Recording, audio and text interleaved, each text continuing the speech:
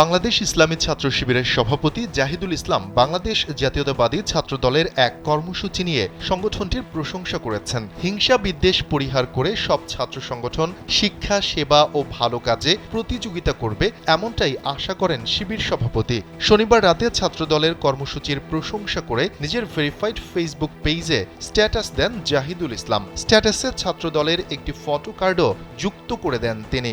এতে জানানো হয়, পবিত্র মাহে রমজান উপলক্ষে হিফজুল কুরআন ও কুরআন তিলাওয়াত প্রতিযোগিতার আয়োজন করেছে বাংলাদেশ জাতীয়তাবাদী ছাত্রদল।